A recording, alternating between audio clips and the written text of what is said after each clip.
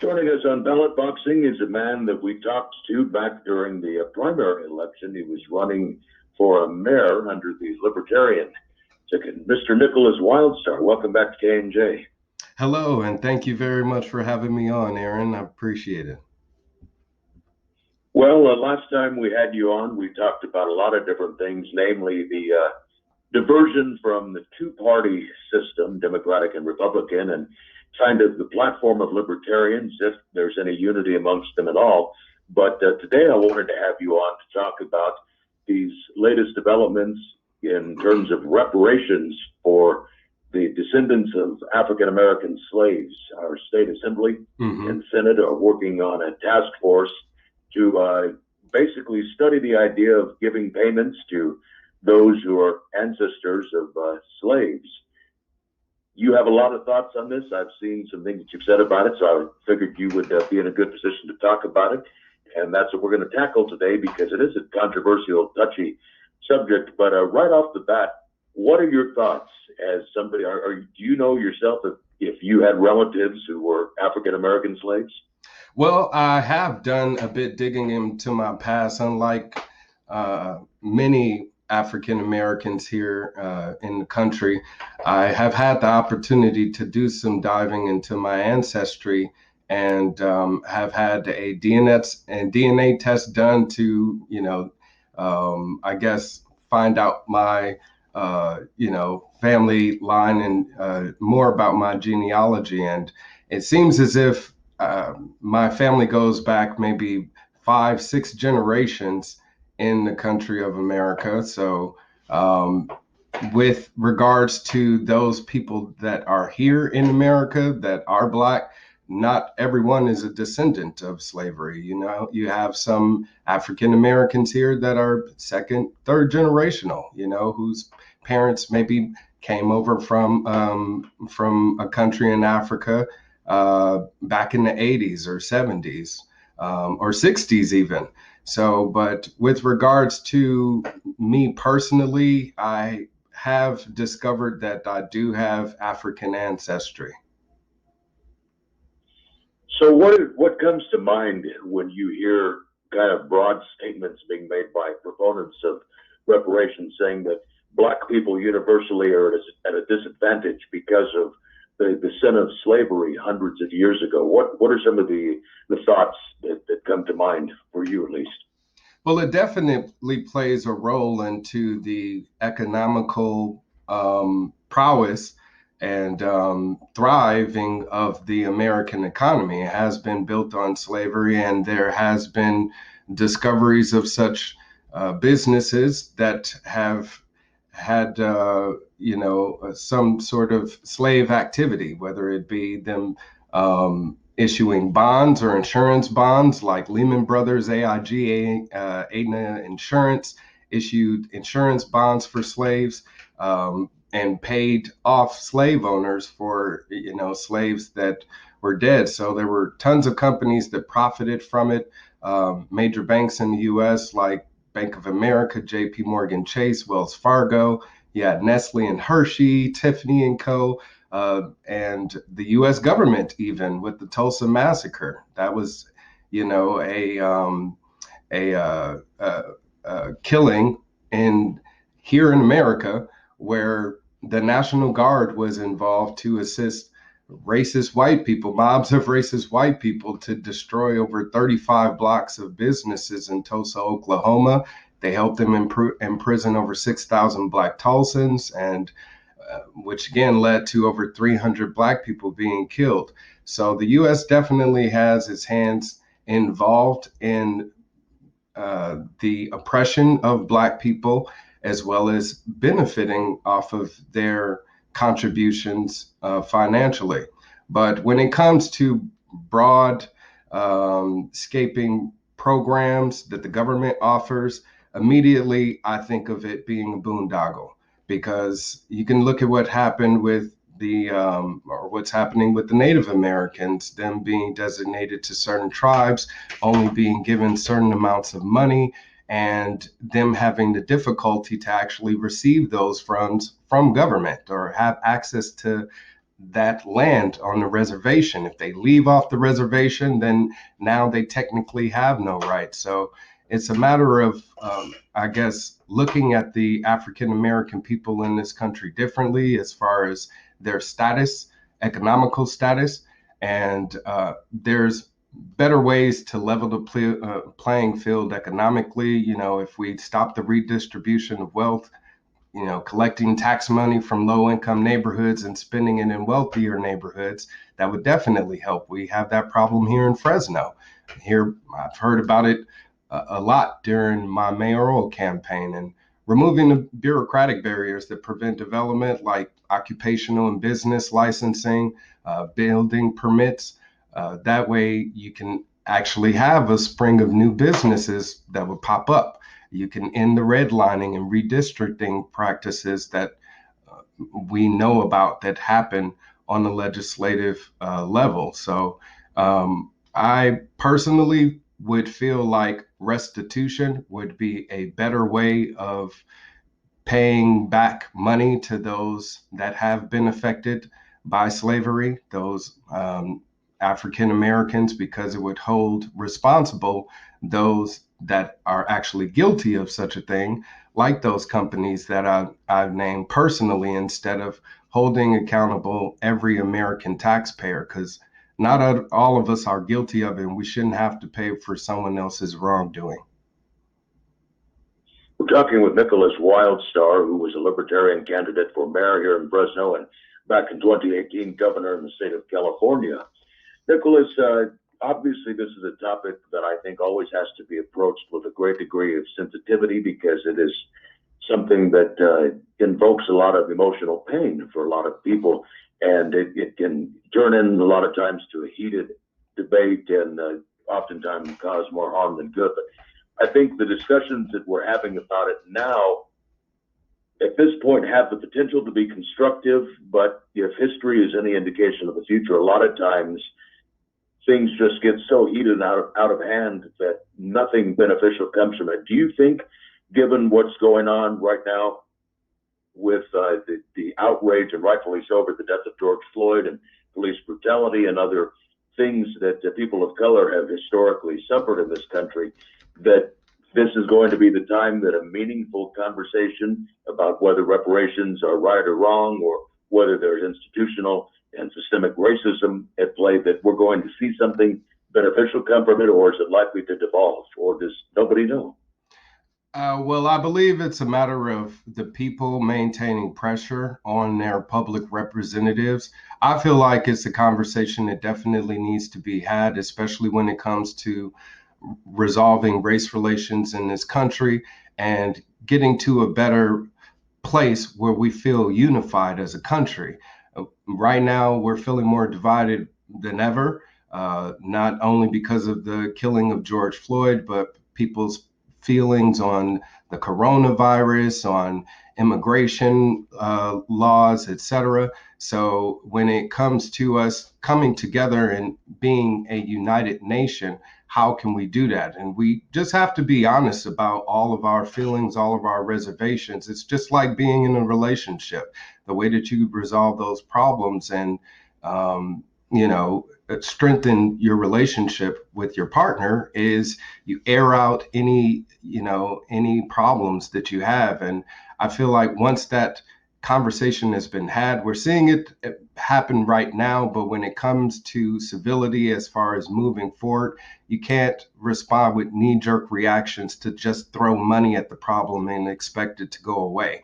I hate to say this, but not every African American is deserving of reparations, simply because, again, not every African American is a descendant of slavery. So that is a matter of discussion as well. So that's actually being considered now, with the bill being presented in California by Assemblymember Shirley Weber, that actually just passed through the state house here in California this Friday, just yesterday. So they're doing their best to kind of fast track it. But again, it's going to be another big government program, a lot of mismanaged taxpayers' money. And we the people are going to end up suffering for it. Not only Black people, but everyone in America. Talking with Nickolas, Wildstar, Libertarian activist, a man who's run for both mayor of Fresno as well as governor of California, discussing the sensitive and controversial topic of reparations for descendants of African-American slaves. We're going to take a quick break. Be right back for one final segment. All right, Nickolas, time always flies by, so we're down one segment in the books. We got one more. All right, perfect. I'm ready. Okay, here we go. Wrapping up ballot boxing this weekend with Nickolas Wildstar, Libertarian activist, a man who's run for mayor and governor of California as well, discussing reparations. State of California commissioning a task force to look at giving those who are descendants of African-American slaves reparations, who's deserving of them, how they should be distributed. Nickolas, last time I had you on the show, we talked about the libertarian basic philosophy that there are very few things that government does effectively. And one thing that comes to mind as we're discussing the idea of reparations and government distribution of funds is just the trouble that those who are having to file for unemployment benefits Right. are having, trying to claim that. As a libertarian, you obviously are opposed to the idea of reparations on a number of grounds, but just from a practical standpoint, do you think anybody honestly believes that the same government that is incapable of getting unemployment insurance that people pay into, so it's not just purely tax dollars going to the hands of people who are now jobless, their inability to get those out effectively, not being able to talk to a human being, websites crashing, same thing with the state health exchange, Obamacare, and that type of thing. Does anybody really believe that reparations would be efficiently distributed by government? I don't see any reason why they should. You're absolutely right. And you brought up some perfect examples with the way unemployment is being distributed right now. Since the coronavirus outbreak, they've had, over 10 million new cases or new filings in the state of California alone. And it's overwhelmed the system so much that they can't even get through on the telephone. The website has been shut down several times, and it's just a nightmarish of a program. So it's the same way with receiving disability. Those people in our state that are receiving SSI benefits, or for homeless people to even receive assistance for the millions of dollars that are delegated to assist them. No government program is proven to provide a efficient way for we the people to receive the resources that we need. That's one of the main arguments from the Black community, is feeling like we have our hands tied when it comes to accessibility for these programs. So I don't think it's something that's going to be speedily resolved. If anything, this reparations attempt could last 10, maybe 20 years before it seems like it's somewhat streamlined in a way. So it's definitely going to be another waste of taxpayers' money. And even with the discussion of reparations, I mean, the U.S. government did pay reparations to the Japanese Americans that were put in internment camps. Back in World War II, there were, over 120,000 Japanese Americans that the U.S. government paid out $20,000 paychecks to back in 1988. And that program was still a headache in itself, because they had to discover who was actually affected and who were the descendants from those people that were put into those camps. So just conservatively, when it comes to us approaching the situation in a way where it's going to, again, provide an efficient way for we the people to receive that money, it's definitely not going to happen anytime soon. I want to approach this next question again with a great degree of sensitivity. I don't want to come off as somebody that's asking it with disingenuous motives, what would you say? I understand that obviously no one person can speak for everybody, and I'm not trying to put you in a position where your answer is that of the entire African American community. But just an intellectually honest question I have is, how does a community that so often rightfully complains about systemic racism and institutional oppression, oftentimes at the hand of government, on one hand, air those grievances and then say, well, we want this very same system to work for us and it needs to correct these issues that we've had?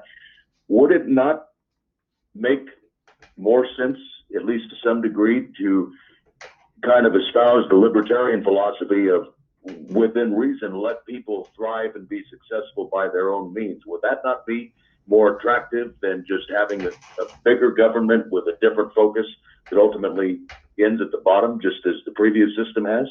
I agree with you again. I've actually had those discussions myself with people of the Black community, friends and family members that support the idea of reparations. And it always boiled down to, well, who's going to pay for it? And if we are paying for it ourselves, what's the point? And that's already what's happening, is taxpayers are begging to get back their own money through these stimulus packages where government is sending out $1,200 checks. So it's making us essentially a socialist, economy where we're reliant upon the government to provide us with, the means to support ourselves. And we should not be in that position ever. That's what's gotten us in this predicament to begin with. And during my mayoral campaign here in Fresno, I was offering, through my Gold New Deal, ways to get back on the right track, like a publicly owned bank, which would reinvest into low-income neighborhoods, allow businesses of all types to be able to do banking, whether it's from the cannabis industry or unlicensed adult services, and providing interest-free loans to people of color that don't receive those loans or have an opportunity to even apply for those loans at some of the major banks, because they have to jump through hoops to get that money. So as a libertarian, I also approach the idea of, approach dealing with the idea from a small government perspective and getting government out of the picture altogether, and holding those organizations that are involved with that demand accountable, like the NAACP and Al Sharpton's National Action Network, which these groups have been around for decades and still have not produced for the African American community. Yet they were still receiving millions of dollars in donations and supplement from taxpayers. So we need to be holding everyone accountable when it comes to us receiving these funds, as well as receiving some bit of some justice, because that's really what we want out of this. The feeling of oppression and enslavement that has happened through systematic racism. And you can't just throw money at the situation and expect it to go away. We're talking with Nickolas Wildstar, a libertarian activist, ran for mayor in the primary election in the city of Fresno, and in 2018 ran for governor of the state of California. Nickolas, it was a pleasure to have you on to talk about this sensitive and controversial topic, reparations for descendants of African American slaves, as well as the political correctness that oftentimes dominates the conversations before they become heated. Right. It's great to have you on the show. We'll have you back soon. Pleasure indeed, and an honor to speak with you. Thank you.